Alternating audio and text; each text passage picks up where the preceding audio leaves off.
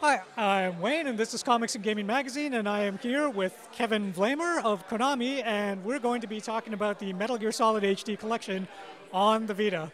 Okay, now, Kevin, how long has this thing actually been in development? When did you guys decide, let's bring this over to the Vita? Oh, I think we decided this, I'd say two plus years ago, just when we heard about the Vita. We thought, how do we bring this to the Vita with dual sticks? It's just how do we do it justice, and can it be, can it be done right on the Vita? And obviously the answer is yes, with the title shipping in less than a month. Was this something that you guys were working on concurrently with the PS3 HD collection, or did it start work on it afterwards, or how did that happen? We started working on it after we started on the HD collection for the PS3, and we just, when we heard about the Vita, we thought it, just made a lot of sense to bring it over to the handheld device, and that's pretty much when it started. All right, now, obviously, one of the big things with the Vita is that it's got a lot of touchscreen functionality. It's also got the cameras, stuff like that.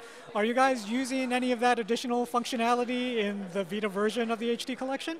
Oh, I would say yes. We're definitely using touchscreen. We're using the front touchscreen as well as the touchpad. Anywhere from peeking around corners to looking over boxes, dropping down from ledges, a quick stab with the knife in Metal Gear Solid 3 Snake Eater. I mean, we tried to use the intuitive controls without being intrusive to the game, because Metal Gear Solid's been around for 25 years. So we definitely want to keep everyone happy without being without intruding on their beloved franchise in the way they know the game can control and should control. So yes, the answer to that is yes. So I guess Kojima wasn't real thrilled with the idea of taking pictures of your cat and using that as camouflage in Metal Gear 3 or anything like that? Oh, you're going to have to ask him about that. That's not an answer I can answer for him. But yeah, I think, each system brings their own, unique features. And I think, obviously we put that in the 3DS version, so we were fine with it being there. But yeah, with this, we just, thought this is, a hardcore game for a hardcore system, and we thought, it made sense. All right, now let's talk about transferring, because the announcement of that particular mechanic was made like a year or two ago, and then for a while there it was really touch and go. It's like, is it going to make it over or is it not? But we are actually going to be able to transfer our files from the PS3? Absolutely, yeah. So with your HD collection with Metal Gear Solid 2, Sons of Liberty, and Metal Gear Solid 3 Snake Eater, you will be able to take your save from your PS3 version of HD collection and transfer it over to your PS Vita via transferring. So, anywhere from cloud saves, you can use your cloud saving using your PSN account, or doing the Wi-Fi using your PSN account. So you can just get them to communicate together. And if you play half the game on your PS3 and then want to transfer it over to your PS Vita and take it on the go, you can, and then transfer it back. So it's basically, system saves as well as trophies. All right, now, the other big thing is this particular HD collection does not have Peace Walker, even though the PS3 version does. What was the thinking behind deciding to exclude that? Honestly, it wasn't that we wanted to exclude it. It was more, do we want to include it? And the reason we decided not to include it, there were a few reasons. A, it's already been done on a PlayStation handheld with the PSP.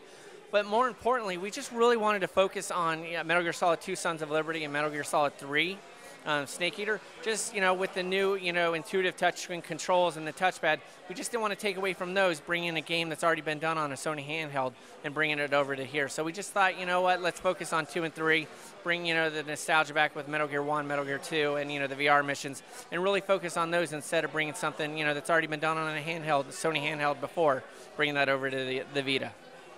I don't know whether anybody has actually been talking about this over at the Konami offices, but it occurred to me, because the Vita's got the higher performance, you guys actually have an opportunity here to bring the Metal Gear Acid collections and sort of bring an HD portable version of that to the Vita. Is this something that has occurred to anybody at all over at Konami? Because I see a real opportunity myself. I think everything has occurred to us at Konami, and I think I wouldn't say anything's in development.